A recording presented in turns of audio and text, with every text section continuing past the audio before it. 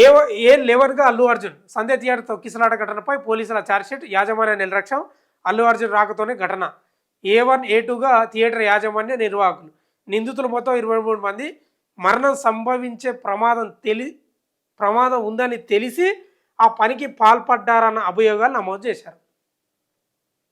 ఈయన నా మధ్యలో అరెస్ట్ చేయడానికి పోతే నవ్వుతున్నాడు ఛాయ్ తాగుకుంటా అల్లు అర్జున్. అందుకనే అనేది ప్రతిసారి నేను మొత్తుకునే అదే ప్రేక్షకులు ఆలోచన చేయాలి. ఎవడైతాడండి ఇలా ఎవడు కాడు నవ్వుతున్నాడు. ఆ రోజు అరెస్ట్ చేయనికపోతే టీ తాగుకుంటా ఏదో గొప్ప కార్యం చేసినా ఇక 10 మంది ఒప్పుకునే కార్యం చేసిన అన్నట్లు నవ్వుతున్నాడు ఆయన. నెత్యాకత్తే ఆయనది నాకు అర్థం కాదు. అనేది నెత్యాకత్తే అల్లు అర్జున్ది. వాళ్ళ ఇంటి వాళ్ళు చచ్చిపోయినరా లేకపోతే వాళ్ళ బంధువులు చచ్చిపోయినరా? A11గా అల్లు అర్జున్ సంధ్య థియేటర్ తొక్కిసలాట ఘటనపై కోర్టులో పోలీసుల ఛార్జ్షీట్. పుష్ప 2 సినిమా ప్రీమియర్ షో సందర్భంగా సంధ్య థియేటర్ వద్ద తొక్కిసలాట ఘటనపై చిక్కడపల్లి పోలీసులు న్యాయస్థానంలో ఛార్జ్షీట్ దాఖలు చేశారట. ఆ ఘటనలో మహిళా మృతి ఆమె కుమారుడు జీవోత్సవంగా మారడానికి థియేటర్ యాజమాన్య నిర్లక్ష్యంతో పాటు అల్లు అర్జున్ రాక కూడా కారణమంటూ ఆయన్ను A11గా చేర్చారు. ఈ మేరకు ఛార్జ్షీట్లో 23 మంది నిందితుల పేర్లను చేర్చారు.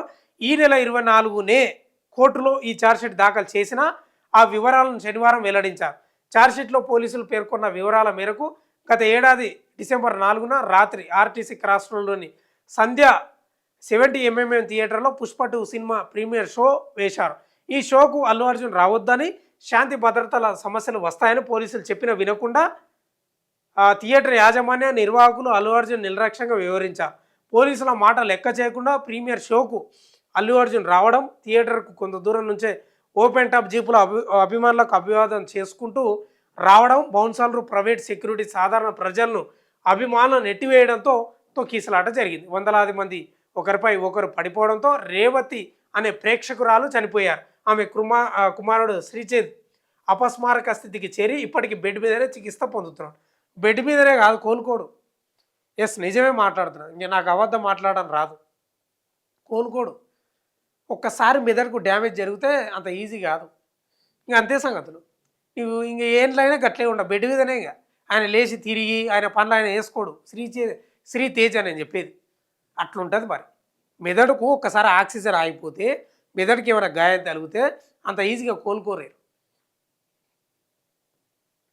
ఈ ఘటనలో థియేటర్ నిర్వాహకులతో పాటు అల్లు అర్జున్, బౌన్సర్లు, ప్రైవేట్ సెక్యూరిటీ గార్డులను అరెస్టు చేసి జైలుకు తరలించామని పోలీసులు ఛార్జ్షీట్లో పేర్కొన్నారు. తొక్కిసలాట ఘటనపై ముమ్మరంగా దర్యాప్తు చేశామని, 50 మంది సాక్షులను విచారించామని చిక్కడపల్లి ఏసీపీ రమేష్ తెలిపారు.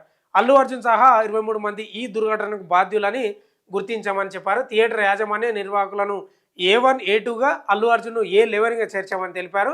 ఇక A11గా చేర్చినప్పుడే అర్థమైపోయింది ఇక ఏముండవుతుంది అని.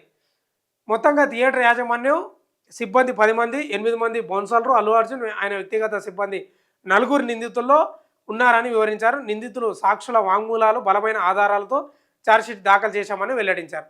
నిందితులపై ఐపీసీ సెక్షన్ 304 పార్ట్ 2 కింద అభియోగాలు నమోదు చేశారంట. నేరం రుజువైతే నిందితులకు 10 ఏళ్ల వరకు జైలు శిక్ష పడే అవకాశం ఉంది. నేరం రుజువు అవుతుందండి. ఇక్కడ రాసిండ్రు పేపర్లా, నేరం రుజువు అయితే ఐపీసీ సెక్షన్ 304 పార్ట్ 2 కింద 10 ఏళ్ళ జైలు అసలు అయితే అదండి. సాధ్యమేనా? అది నమ్మొచ్చా?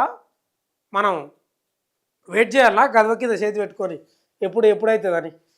ఎవరికండి ఈ ముచ్చట్లు నాకు అర్థం కాదు. ఎవరికి ముచ్చట్లు? పెద్ద పెద్ద నేరాలు చేస్తున్నా బయట తిరుగుతారు. పెద్ద నేరాలే. మళ్ళీ ఈయన A11గా ఉన్నాడు. ఉతకథ ఇది.